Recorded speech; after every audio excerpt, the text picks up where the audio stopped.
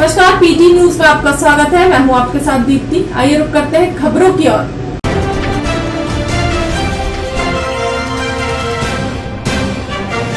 Gwalior breaking. आज विद्युत ग्वालियर सेवा नगर में ऊर्जा मंत्री प्रद्युम्न सिंह तोमर ने 2 करोड़ 16 लाख की लागत से सब स्टेशन का शुभारंभ किया। खबर ग्वालियर से। आज विद्युत ग्वालियर सेवा नगर में ऊर्जा मंत्री प्रद्युम्न सिंह तोमर ने 2 करोड़ 16 लाख की लागत से सब स्टेशन का शुभारंभ किया। इस अवसर पर जिला मंत्री गजेंद्र राठौर, पूर्व पार्षद दिनेश सिकरवार, पूर्व पार्षद ओम प्रकाश शेखावत, महेश उमरिया, विद्युत विभाग के एई महेंद्र कौशिक, संदीप पाल, अनिल बाथम और अन्य लोग उपस्थित थे। ग्वालियर से संवाददाता दीपक शर्मा की रिपोर्ट। मंच का संचालन अब मैं आदरणीय ओम भैया जी को देता हूँ। एनके साहब ने जो कहा, मैं तो सिर्फ उनकी पूजा करूंगा जो मेरे इन भगवानों का ख्याल रखेगा। और ये सब स्टेशन बनाने में एमटीवी के जिन अधिकारियों ने तत्परता दिखाई है, मतलब जल्दी से चालू काम, बंद उद्घाटन तो होता, भूमि पूजन नहीं, कल से काम दिखे, मैं आपका स्वागत करूंगा।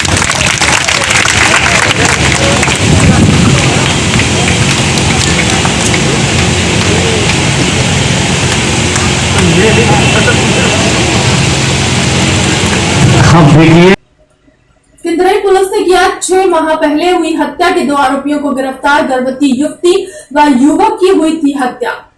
आरोपियों के ऊपर 10,000 का इनाम था घोषित।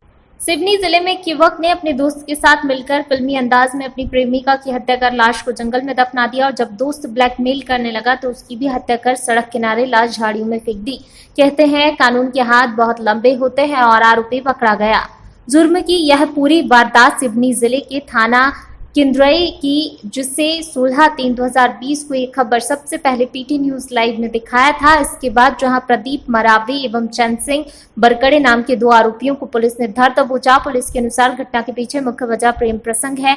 एसडीपी अनिल कुमार मंडराहा के द्वारा पूरी वारदात का पर्दाफाश करते हुए बताया, उन्हें Ghansor Mandla state highway number 44 के किनारे ग्राम मसूर भावरी व कटिया के बीच की झाड़ियों में एक युवक का शव 15 मार्च 2020 को मिला था। पुलिस ने धारा 302 में अपराध कायम कर अज्ञात हत्यारों की तलाश शुरू कर मामला विवेचना में लिया। मामला विवेचना में आने के बाद तक आरोपी पुलिस के हाथों से दूर फरारी काट रहे थे, जिन पर पुलिस ने 10,000 रुपए का इनाम भी घोषित कर रखा था। आरोपियों की लगातार तलाश में जुटी पुलिस को 6 माह बाद सफलता मिली और प्रदीप मरावी और उसके साथी चैन सिंह बरकड़े को पुलिस ने धर दबोचा। मामले की जांच में जुटी पुलिस ने जब आरोपियों से बारीकी से पूछताछ की तो दूसरे हत्याकांड का भी खुलासा होते देर न लगी। आरोपियों की निशानदेही पर पुलिस ने जब छपारा बंजारी से लगे जंगलों को खंगाला तो पुलिस के हाथ एक युवती का कंकाल मिला, जिसे आरोपियों द्वारा सड़क के किनारे दफना दिया गया था। एसडीओपी अनिल कुमार मंडराहा द्वारा बताया गया कि प्रदीप नामक युवक का प्रेम प्रसंग ग्राम खुदरी निवासी युवती से चल रहा था, जिसके गर्भवती होने पर प्रदीप द्वारा उसके गर्भपात कराने के लिए जबलपुर ले जाया गया, जहां गर्भपात करवाने में असफल होने पर युवक द्वारा अपनी प्रेमिका की हत्या कर उसे NH 7 में छपारा बंजारी मंदिर के निकट सड़क के किनारे जंगलों में दफना दिया गया था। वहीं इस पूरी घटना पर उसका मित्र रुकुम प्रदीप के साथ मौजूद था। बाद में मामला समाप्त होने के बाद रुकुम द्वारा आरोपी प्रदीप मरावी से पैसों की मांग कर ब्लैकमेल करने लगा। इन सब से तंग आकर आरोपी प्रदीप ने अपने ही ग्राम के चैन सिंह के साथ मिलकर रुकुम की हत्या की प्लानिंग कर 14 मार्च को गला दबाकर एवं हंसिये से काटकर हत्या कर घनसौर मंडला सड़क पर ग्राम मसूर भावरी व कटिया के बीच झाड़ियों में फेंक दिया। इलाके में हुए इस डबल हत्याकांड में पूरे इलाके को झकझोर कर रख दिया है। वहीं फिल्मी तर्ज पर हुए इस हत्याकांड ने लोगों को ये सोचने पर मजबूर कर दिया कि जुर्म करने के लिए अपराधी किस हद तक जा सकते हैं। फिलहाल जुर्म करने वाला कितना भी शातिर हो, उसकी जगह सलाखों के पीछे ही होती है। अंत में पुलिस ने दोनों आरोपियों को कोर्ट में पेश कर जेल भेज दिया। 2020 को लखनऊ गोवन मंडला स्टेट हाईवे पे हमको एक शव मिला था, जिसमें हमने 302 का अपराध पंजीबद्ध किया है। थाना किंद्रई, जिला सिवनी अंतर्गत है। इसमें हम लगातार इसकी पड़ताल कर रहे थे। श्रीमान एसपी महोदय सिवनी के द्वारा मुझे निर्देशित किया गया था, किंद्रई टीम को निर्देशित किया गया था विवेचना के लिए। हम लगातार पड़ताल में लगे हुए थे। साइबर टीम और फॉरेंसिक टीम और मुखबिरों की मदद से हमको सफलता हाथ लगी। हमने संदेहियों को गिरफ्त में लिया, उनसे सूक्ष्मता से पूछताछ की, जिसमें प्रदीप नामक संदेही ने हमको बताया। चोरी के उद्देश्य से घुसे बदमाशों ने एक महिला की हत्या की। मऊरानीपुर क्षेत्र में घटनाओं का सिलसिला थम नहीं रहा है। झांसी जिले के मऊरानीपुर थाना क्षेत्र के ग्राम भंटरा में चोरी के उद्देश्य से घर में घुसे बदमाशों ने परिजनों के जाग जाने पर पति के मुंह में कपड़ा ठूंसकर पत्नी की गला दबाकर हत्या कर दी। रात्रि लगभग 1 बजे बदमाश चोरी के उद्देश्य से छत के रास्ते से अफरोज मंसूरी के मकान में घुसे। जब वह अलमारी खोल रहे थे उसी बीच अफरोज के जाग जाने पर उसके मुंह में कपड़ा ठूस दिया एवं उसकी पत्नी श्रीमती अफसाना का गला दबाकर हत्या कर दी। मृतक को सीएचसी मऊरानीपुर ले जाया गया, जहां चिकित्सकों ने उसे मृत घोषित कर दिया। घटना की सूचना मिलते ही वरिष्ठ पुलिस अधीक्षक दिनेश कुमार पी, एसपी देहात राहुल मिठास, क्षेत्र अधिकारी अभिषेक राहुल सहित आसपास के थानों की पुलिस मौके पर पहुंच गई। पुलिस ने शव को कब्जे में लेकर पोस्टमार्टम हेतु भेज दिया। परिवार के भाई शहजाद मंसूरी ने बताया, बदमाश मात्र मृतक के गले का मंगलसूत्र ले गए। मौके का पर डॉग स्क्वाड बुलाया गया, लेकिन असफल रहा। मृतक की शादी मात्र 14 माह पूर्व हुई थी। पुलिस अधीक्षक दिनेश कुमार पी ने घटनास्थल का मुआयना करने के बाद घटना को संदिग्ध बताया। शहजाद, क्या घटना हुई है? घटना यहाँ एक हत्या हुई है, चोरी डकैती हुई है, इसमें हत्या हुई है। यहाँ आए दिन इस क्षेत्र में रोज़मर्रा की व्यवस्था है कि पर डे यहाँ पे चोरियाँ हो रही हैं, क्राइम हो रहा है।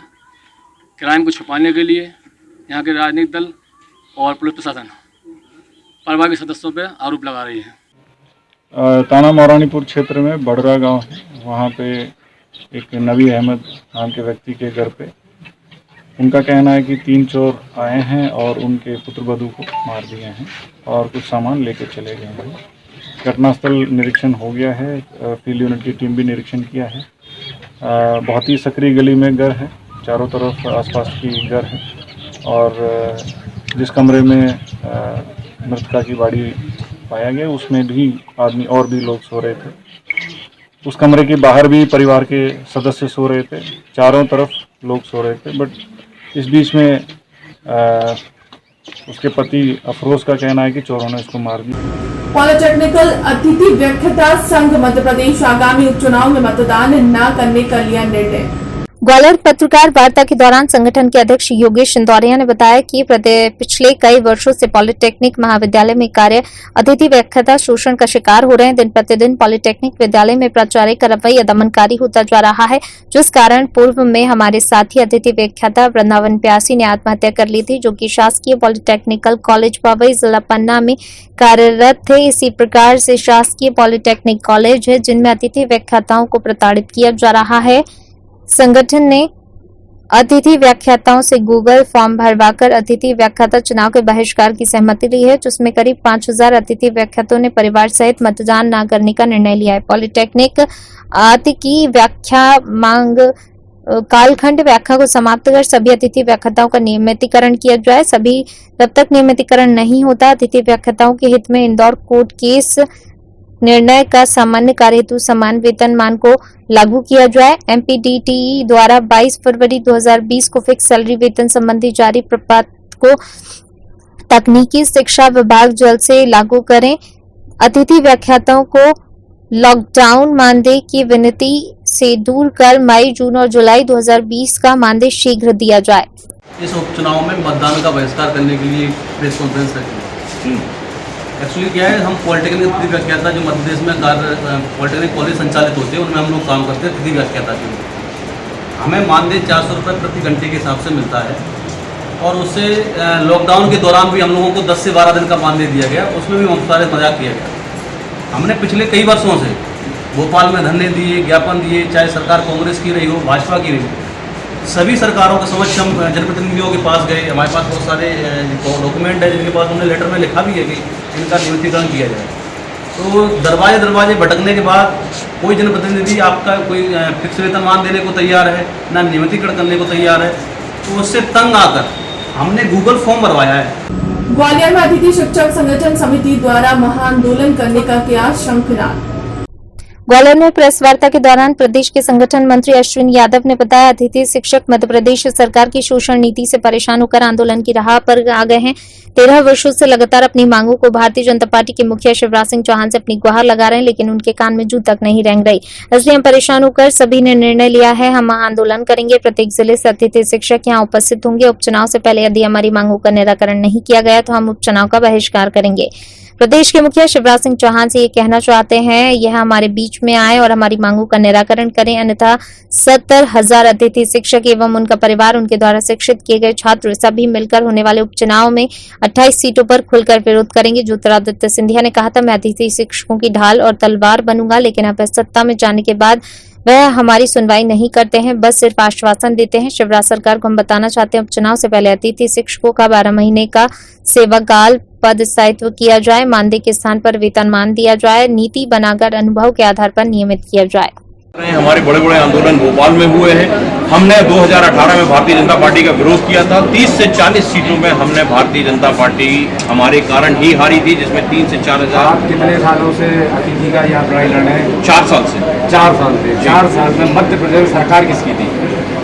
क्षमा चाहता हूँ, मैं आपकी बात नहीं समझा। मध्य प्रदेश में सरकार किसकी थी? जी, 4 साल पहले सरकार किसकी थी मध्य प्रदेश? भारतीय जनता पार्टी की सरकार थी। उस समय आपका काम पूरा हुआ क्या? नहीं हुआ, हमें भारतीय जनता पार्टी ने नहीं हुआ, लेकिन हमें 3 मांगे हमारी भारतीय जनता पार्टी ने दी थी। 25% का आरक्षण दिया था, 9 साल की छूट दी थी, तनख्वाहें बढ़ाई थी, क्योंकि पहले मनरेगा के मजदूर से भी बुरी हालत थी हमारे अतिथि शिक्षकों को। आज मनरेगा आज सम्मानजनक तनख्वाह मिल रही है। हम इस बात का हम धन्यवाद देना चाहते हैं, लेकिन हमारी मांग है नियमितीकरण। हम नियमितीकरण की मांग को लेकर रथ यात्रा लेके निकले हैं। अगर हमें भारतीय जनता पार्टी नियमित नहीं करेगा, हम उनकी सरकार नहीं बनने देंगे। मुख्यमंत्री शिवराज सिंह चौहान जी के कार्यक्रम में किसानों के साथ कांग्रेस कार्यकर्ताओं ने की घेराबंदी की कोशिश। मुख्यमंत्री शिवराज सिंह चौहान जी के कार्यक्रम में किसानों के साथ कांग्रेस कार्यकर्ताओं ने घेराबंदी की कोशिश की। खबर सीतामऊ से, जहां प्रदेश के मुखिया मुख्यमंत्री शिवराज सिंह चौहान जी का कार्यक्रम चल रहा था, तभी वहां किसानों और कांग्रेस कार्यकर्ताओं ने सोयाबीन की फसल की मुआवजे की मांग को लेकर पूर्व मुख्यमंत्री कमलनाथ जी की जय जयकार करते हुए कार्यक्रम स्थल की ओर बढ़ रहे थे, तो तैनात पुलिसकर्मियों ने कांग्रेस कार्यकर्ताओं किसानों को रोक लिया। ग्वालियर लोहा मंडी के लिए खाटू श्याम दरबार से लगाई अर्जी। ग्वालियर हारी के सहारे बाबा श्याम खाटू के श्याम हवेली दरबार में लोहा व्यापारियों ने पूजा अर्चना कर ज्ञापन पत्र का वाचन किया।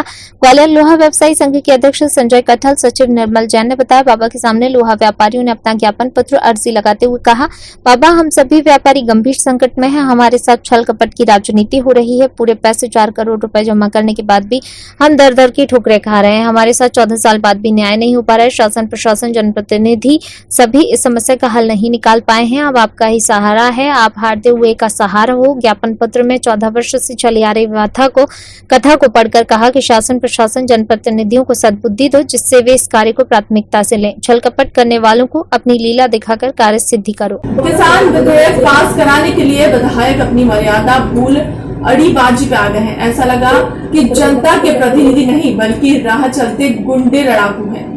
राज्यसभा में लोकतंत्र की हत्या किसान विधेयक पास कराने के लिए विधायक अपनी मर्यादा भूल अड़ीबाजी में आ गए हैं। ऐसा लगा ये जनता के प्रतिनिधि नहीं बल्कि राह चलते गुंडे लफाड़ू हैं। अगर देश में ऐसे ही विधेयक पास कराने पड़ेंगे तो वह दिन दूर नहीं जब राज्यसभा और लोकसभा विधायकों के बैठने की जगह न होकर गुंडों का अड्डा होगा।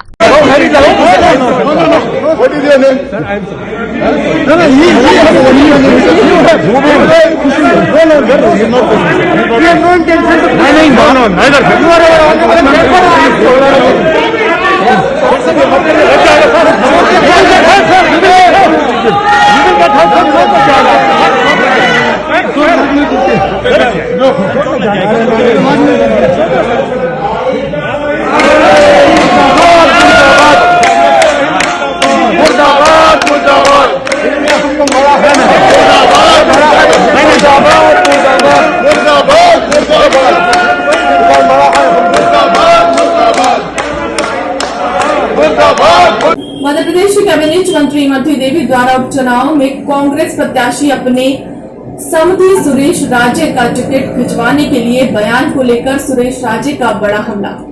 मध्य प्रदेश की कैबिनेट मंत्री इमरती देवी द्वारा उपचुनावों में कांग्रेस प्रत्याशी अपने समधी सुरेश राजे का टिकट खिंचवाने के बयान को लेकर सुरेश राजे का बड़ा हमला। मेरे चुनाव न लड़ने के लिए उन्होंने कहा था कि वो हमारे समधी हैं, हम उन्हें मना लेंगे, तो वो मोहन सिंह को मनाएं, मोहन सिंह को ही बिठा लें। ये सुरेश राजे कांग्रेस का सिपाही है, कौन समधी कौन समधन। मैं पूछना चाहता हूँ कि इतने समय से मैं राजनीति में हूँ, कभी उन्होंने अपने पति के साथ फोटो खिंचवाया? वे अभी भी पोस्टर बैनरों में खुद को विधायक लिख रही हैं। मोहन सिंह पूरी स्क्रिप्ट रात में उन्हें पढ़ाते नहीं हैं, या जो वे रात में पढ़ाते हैं वे भूल जाती हैं। मैं उनका समधी नहीं हूँ। पार्टी ने भरोसा जताया, टिकट दिया है, लेकिन चर्चा जोरों पे है कि आप रिश्तेदार हैं और इमरती देवी ने भी कह दिया वो तो समझी हम बिठा देंगे उन्हें। नहीं, पहले तो इमरती देवी से ये पूछो कि काय के रिश्तेदार है, कौन सी बेटी मेरे बेटे को ब्याही है उनकी, या कौन सा मेरा बेटा उनकी बेटी को ब्याही है। पहले तो उनपे कोई बेटी है नहीं, और जो बेटी उन्होंने गोद ली है वो तो उसके चंद्रसेन के बेटे के लिए ब्याही है, बिट्टू के लिए अकबई, तो उनका कौन सा रिश्ता है मेरे को बताएं जरा। और राजनीति में ये रिश्ते नाते काम नहीं आते, राजनीति में तो सीधा जंग है। वो भाजपा से प्रत्याशी है, सुरेश राजे कांग्रेस से प्रत्याशी है। आपने एक बात भी कही कि उनके पति का पता नहीं। हाँ, नहीं, मैंने ये नहीं कहा पता नहीं, मैंने ये कहा कि पिछले कम से कम लगभग 15-20 साल से वो राजनीति में हैं। 3 चुनाव वो क्षेत्र में जीत चुकी हैं। कभी जैसे आज मेरे आजू बाजू मेरे अपने खुद के अपने नेता या परिवार के लोग रहेंगे निश्चित रूप से, तो मेरे बारे में जानकारी होना चाहिए ना, बेटा कौन है, बिटिया कौन है। डबरा विकासखंड के अंतर्गत आने वाले ग्राम सहोना की यह बने उप स्वास्थ्य केंद्र की यहाँ स्टाफ की पदस्थापना तो है। डबरा विकासखंड के अंतर्गत आने वाले ग्राम सनोहा की यह बने उप स्वास्थ्य केंद्र की यहाँ स्टाफ की पदस्थापना तो है, पर आते नहीं हैं। यहाँ के लोगों का आरोप है कि उप स्वास्थ्य केंद्र बहुत ही कम खुलता है। ग्रामीणों का यहाँ तक आरोप है कि साल में 1-2 बार ही खुलता है, जबकि ग्राम पंचायत सहोना को ग्वालियर संसद द्वारा गोद लिया गया। उसके बाद में इस उप स्वास्थ्य केंद्र की यह हालत है, तो इस बात से अंदाजा लगाया जा सकता है कि ग्रामीण अंचलों में चल रहे उप स्वास्थ्य केंद्र पर क्या हाल होगा। उप स्वास्थ्य केंद्र के अंतर्गत आसपास के काफी गांव आते हैं। यहाँ के मरीज बीमार होने पर इलाज के लिए सरकारी हॉस्पिटल पिछौर या डबरा के लिए जाना पड़ता है। ग्रामीण लोगों ने अपने स्तर पर कई बार इसकी शिकायत वरिष्ठ अधिकारियों से की, उसके बाद में भी यहाँ के हालात ठीक नहीं हुए। ओम न्यूज 24 ने जब ग्राउंड जीरो पर जाकर देखा तो उप स्वास्थ्य केंद्र का ताला लगा हुआ था। उप स्वास्थ्य केंद्र के अंदर फैली गंदगी, धूल इस बात का प्रमाण है, और अब उप स्वास्थ्य केंद्र के अंदर घास उग रही है। इस बात से अंदाजा लगाया जा सकता है कि यह उप स्वास्थ्य केंद्र काफी दिनों से नहीं खुला, और जबकि सांसद द्वारा इस ग्राम पंचायत सहोना को गोद लिया गया, बात यही खत्म नहीं हुई। ग्रामीणों ने तो यहाँ तक आरोप लगाया उप स्वास्थ्य केंद्र पर पीने के पानी के लिए हैंडपंप तक लगा हुआ था, जिसको निकाल लिया गया और उसमें निजी पानी की मोटर डालकर खेतों में फसलों को पानी दिया जा रहा है, और इस पानी का लोग अपने खेतों में फसल के लिए उपयोग करते हैं। ओम न्यूज 24 ने जब इस बात की पड़ताल की तो यह बात सत्य साबित हुई। उप स्वास्थ्य केंद्र की बोरिंग में निजी मोटर डालकर लोग अपने अपने खेतों में उप स्वास्थ्य केंद्र के पीछे लगे खेतों में फसल के लिए पानी का उपयोग कर रहे थे। नाम है आपका? संदीप पर्या। कि आपके गांव में जो स्वास्थ्य केंद्र खुला हुआ है, इसमें डॉक्टर कब आते हैं? कभी एक आध साल में बाई चांस कोई आ गया तो आ गया, मेरी नजर में कभी आते ही नहीं है। ये कभी खुलता ही नहीं है, कभी मतलब 5 साल हो गए इसको बने बने। इसमें से बाई चांस एक आध बार जो आते हैं डॉक्टर आते हैं 1 साल में चक्कर लगाने के लिए, फिर उसके बाद तो कभी मैंने देखा ही नहीं है। गाँव के लोग जो बीमार हो जाते हैं, बच्चे बीमार हो जाते हैं, तो उनके स्वास्थ्य के लिए आप कहाँ जाते हैं? तो छोड़ जाते हैं सरकारी अस्पताल में। वैसे ये भी सरकारी है, ये इसको भी खुलना चाहिए। सीएम से करा रहे हैं, लेकिन कोशिश कर रहे हैं सीएम जो साहब को 2-3 पत्र लिखे हैं, अभी और कोशिश करेंगे कि जल्दी वहाँ पे व्यवस्था हो जाए। अच्छा, सीएचओ भी आए हुए हैं, तो सीएचओ लोग भी वहीं पे काम करेंगे, तो इसके लिए थोड़ा सा उसकी व्यवस्था बहुत जल्दी करवा देंगे। उस जगह पर कितने लोगों का स्टाफ मौजूद रहता है? कितने लोगों की स्थापना है? स्वास्थ्य केंद्र पे एक एएनएम की ही स्थापना रहती है वैसे। फिलहाल के लिए अब तक की खबरों में इतना है। देश दुनिया की तमाम बड़ी खबरों के लिए बने रहे हमारे चैनल के साथ। नमस्कार।